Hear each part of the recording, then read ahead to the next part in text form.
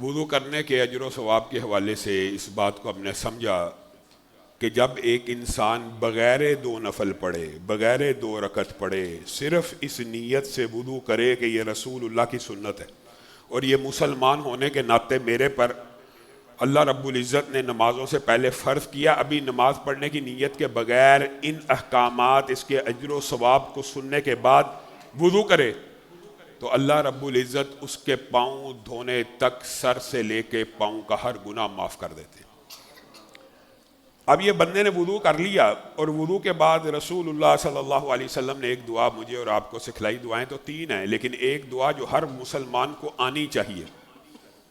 وہ یہ ہے، اشہد ان لا الہ الا اللہ وحدہ لا شریک لہ واشہد ان محمدا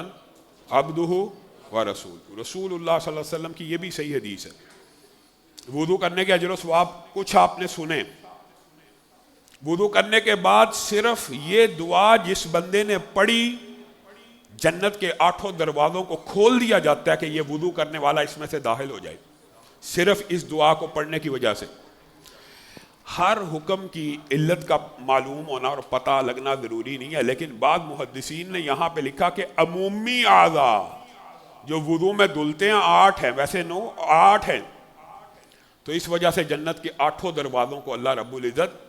کھول دیتا ہے۔ اور جو وضو کے بعد 2 رکعتیں پڑھتا ہے، اس کو تحیۃ الوضو بھی کہتے ہیں۔ ایک ہوتی ہے تحیۃ المسجد، وہ یہ ہے کہ انسان جب بھی مسجد میں آئے تو بیٹھنے سے پہلے 2 رکعت پڑھے، اور ایک یہ ہے کہ وضو جب بھی کرے تو وہ حضرت عثمان کی اور جو کل آپ کے سامنے حدیث رکھی تھی ان کو مد نظر رکھتے ہوئے 2 رکعت بھی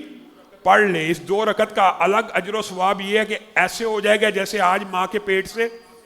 پیدا ہوا۔